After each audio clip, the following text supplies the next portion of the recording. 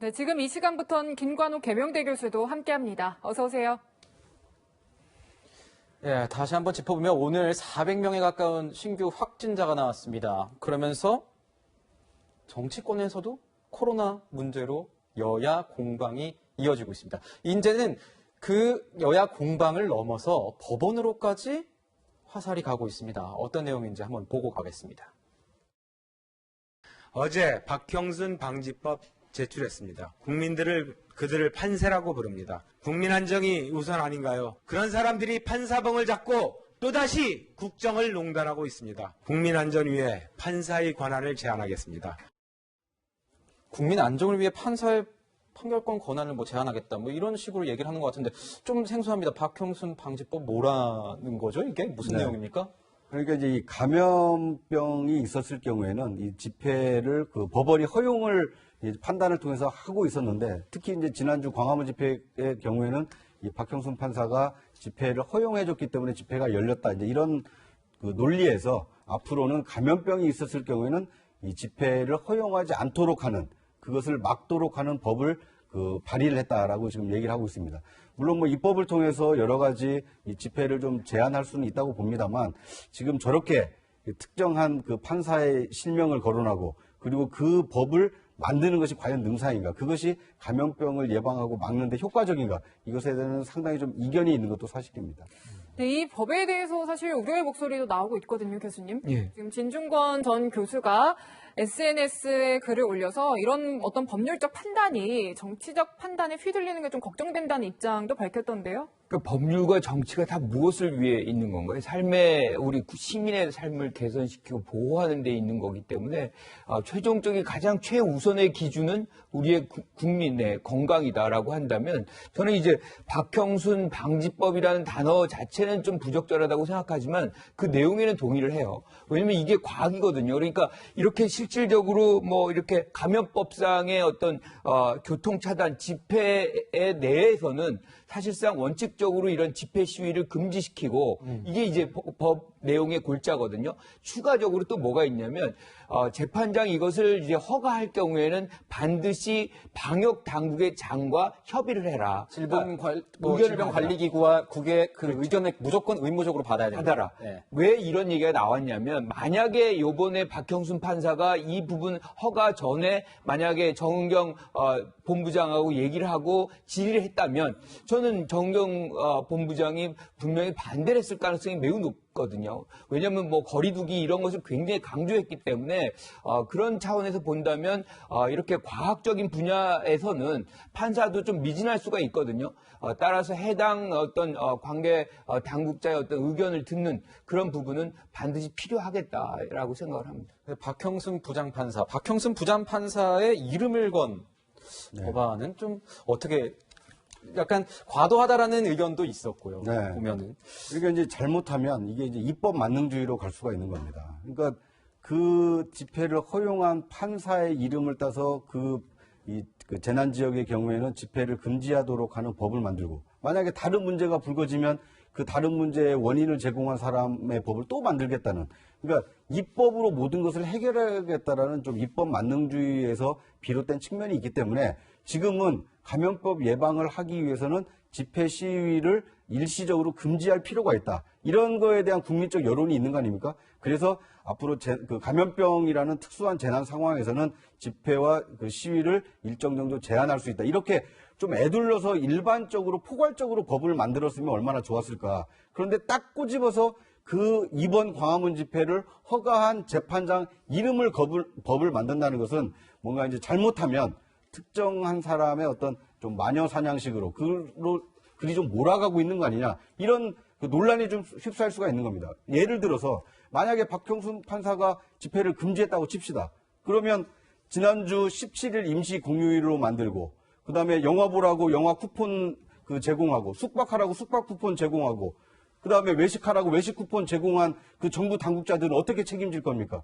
그 정책을 위반한 사람들의 이름을 건 그 금지법을 다 만들 겁니까? 그런 게 아니지 않습니까? 그러니까 시행착오가 있을 수 있고 이 시행착오를 통해서 다시 반복되지 않도록 예방하고 금지할 수 있도록 법을 좀 개정하자. 이렇게 얘기를 할 수는 있지만 특정한 판사를 공격하는 형태로 지금 입법을 추진하겠다는 것은 말 그대로 다분히 어떤 정치적인 의도가 있는 것이 아니냐, 이런 억측을 불러일으킬 수 있기 때문에 좀 유의하고 조심할 필요가 있지 않나 하는 생각이 듭니다. 네, 청와대 국민청원에도 한 20만 명 이상이 해임을 건의하는 그런 글을 올렸다고 하는데 사태를 좀 지켜봐야 될 것 같습니다. 그러니까 이제 국민 여론이 그만큼 이번 광화문 집회에 대해서 엄중하게 보고 있고 비판적으로 보고 있다는 것을 볼 수 있는 하나의 지표이긴 합니다. 그래서 예방을 해야 되겠다라는 것은 좋지만 그걸 어떤 특정인을 좀 공격하는 쪽으로 이 해법을 찾는 것은 좀 과도하지 않나 하는 생각이 듭니다. 그런데 이제 또 하나 이름을 건 법안이 또 얘기가 되고 있습니다, 교수님. 네. 그러니까 전광훈 금지법이라고 하는데 민주당에서 이제 검토가 되고 얘기가 계속 나와요. 어떤 내용인지도 궁금하고 교수님이 보시기에는 이 법안 어떻게 보시는지도. 저는 이 부분에 대해서는 이름 붙여도 무관하다고 생각을 합니다. 이게 이제 내용은 사실상 이제 구상권이라고 하죠. 우리가 이제 어떤 행위를 통해 가지고 비용이 발생하면 그에 상응한 부분만 이제 청구를 하는 그런 것이 이제 구상권의 보통의 개념인데, 이것을 떠나서 만약에 이런 방역 조사에 협조를 안 한다거나 또는 거부한다거나 저항한다거나 이런 경우에 한해서는 이런 징벌적인 손해배상, 그러니까 구상권보다도 사실상 들어간 비용보다도 2배, 3배를 더 이제 징수하는, 그렇게 해서 손해배상을 청구하는 그런 것이 이 법의 내용이 될 것 같아요. 왜냐하면 저는 이 부분은 징벌성이 좀 필요하다고 보는 것이, 어떻게 보면 우리가 이제 거의 많은 시민들이 무차별하게 이러한 어떤 비협조 또는 이런 이 질병의 어떤 확산에 의해서 노출될 경우에는 사회 전체가 사실 혼란이 되는 것이고, 건강뿐만 아니라 사회 경제 그리고 직장 모든 것을 잃을 수 있는 위험에 빠질 수가 있거든요. 그런데도 불구하고 이런 것에 거부를 한다. 그거는 사회적으로 사실을 받아들일 수 없는 반사회적인 행위라고 생각을 해요. 그래서 2배, 3배 아니 그 이상의 어떤 징벌적인 손해배상도 가능하다. 저는 이렇게 생각을 합니다. 그러면 교수님, 이것도 여쭤보고 싶은 게, 대통령이나 장관들까지 나서서 이 비협조적인 자들에 대해서 그 강제 수사하라, 이런 어떤 지시에 대해서는 어떻게 저희가 좀 봐야 될까요? 저는 대통령의 최대 임무는 국민의 안위를 보호하는 거라고 생각을 해요. 지금 전 세계적으로 우리가 이제 코로나의 확산을 보면 실패한 사회가 굉장히 많지 않습니까? 국가가. 그래서 경제뿐만 아니라 수많은 사람들이 죽어나가고 있는데, 그 부분에서 지금 정부의 입장에서는 단호함을 보여주지 않으면 이런 부분에서 저런 시위가 한 번 더 생긴다. 우리가 이제 8.15 집회가 모든 이 문제의 근원이라고 얘기를 할 수는 없어요. 하지만 지금 그 데이터를 보면 거기서부터 전국으로 확산되고 있는 것은 분명히 나타나고 있거든요. 전국 시민들이 사실은 불안에 떨게 하는 이런 부분에서 대통령이 그 불안감을 사실은 이렇게 축소시키고 뭔가 상황을 안정시키는 것이 임무라고 한다면 보다 더 강력한 조치들이 사실상 필요하다, 이렇게 생각합니다.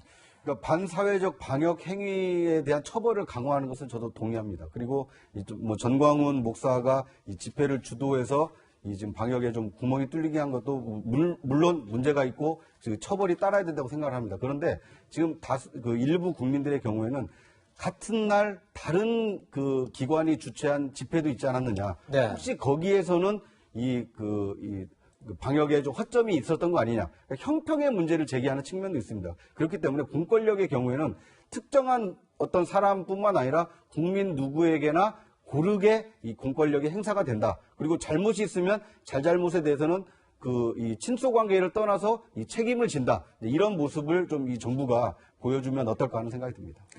지금 여당에서는 최근의 상황에 대해서 이제 코로나19가 다시 또 확산되고 있는 이런 상황에 대해서 광화문 집회 얘기도 하고 또 그거와 엮어서 통합당의 책임론을 돌리고 이런 모습도 좀 보이고 있는데 네, 통합당에서는 최근 또 중도층 표심을 잡기 위해 굉장히 노력하고 있지 않습니까? 확실하게 또 선을 긋고 있는 모습을 보이는데요. 네.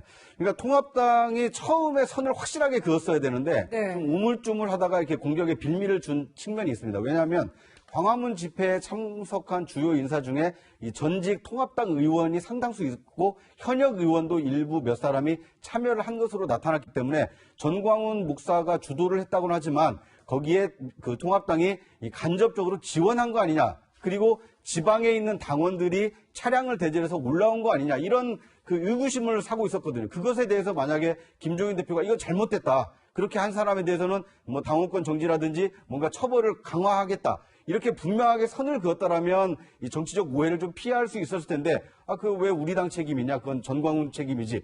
약간 방관하고 있다가 어떤 그 책임론에서 좀 그 과도하게 비판을 받은 측면은 있습니다만 통합당이 주도한 집회는 아니었기 때문에 여당에서 이것은 전광훈과 통합당의 책임이다 이렇게 그 비판을 하는 것은 좀 과도한 측면이 좀 있어 보인다. 이렇게 일부 국민들은 좀 해석하고 있지 않나 하는 생각이 듭니다. 그렇군요. 그 광화문 집회에 참석했던 야당 의원은 한 명인 거죠. 그렇습니다. 네, 그렇습니다.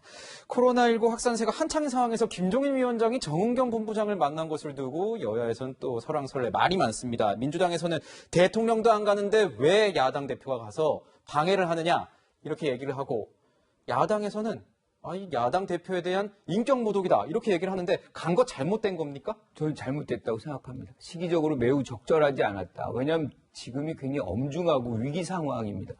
본부장이 굉장히 바쁘고 저렇게 의전을 해야 되는 그런 시간에 사실상 업무를 봐야 되는데 그 내용도 이제 가져간 내용을 보면 국가보건안보부 신설하는 거 그리고 네. 제3단계 격상을 이제 요청하는 거 이런 건데 사실상 격상 부분도 그렇고 안보부 이제 보건안보부라는 이제 아주 새로운 이색적인 이제 단어인데 이 부분도 사실은 정은경 본부장 만나서 할 얘기가 아니거든요. 이런 거는 여당을 만나야 됩니다. 여당 만나서 다시 얘기하면 지금 김종인 비대위원장의 행보는 굉장히 보여주기식 정치 행보였다라는 비판에서 자유롭지 못하다라고 생각을 해요. 그리고 또 한 가지가 저는 통합당의 문제는 뭐냐면 네. 지금 8.15 집회에서 사실상 주최하지 않았죠. 하지만 그 모든 부분에서의 보수 세력의 핵심은 역시 중심은 이 통합당입니다. 네. 그러면 지금 상황에서 가장 문제되는 것이 뭐예요? 그분 참여했던 분들이 검사 안 받는 거거든요. 그러니까 지금 사실상 통합당이 해야 되는 부분은 거기에 참여했던 모든 분들에게 적극적으로 검사를 받아서 상황이 악화되지 않게 하는데 적극적인 협조를 한다면 예. 지금 이런 상황에서 비난을 조금 더 모면하지 않을까, 좀 책임이 덜하지 않을까 이런 생각해 봅니다. 네, 지금 이런 가운데 2차 긴급재난지원금 목소리도 커지고 있습니다. 여당뿐만 아니라 통합당도 상당히 긍정적인데요. 먼저 목소리 들어보시죠. 코로나 사태로 발생할 수 있는 경제 문제를 해결하기 위해서 재난지원금 같은 것도 얘기를 드리는 거죠. 네, 어떻게 보세요, 부처장님? 네. 김종인 위원장이 이 다수 국민이 코로나로 좀 어려움을 겪고 있기 때문에 이 생계를 좀 지원할 수 있는 2차 재난지원금 문제를 먼저 꺼낸 것 같습니다.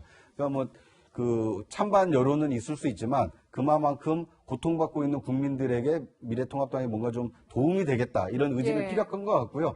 정부 여당에서도 2차 재난지원금에 대해서 이 야당이 먼저 제기를 했다 하더라도 정말 필요한 것인지 국민 여론을 들어서 아마 그 대책을 좀 마련할 필요는 있어 보입니다. 이 정부 재정에는 약간 부담이 될 수 있지만 이 코로나로 인해서 2단계만 되더라도 상당수 자영업자들이 굉장히 생계에 좀 그 압박을 받거든요. 이제 이런 분들의 어려움을 어떻게 극복할 거냐?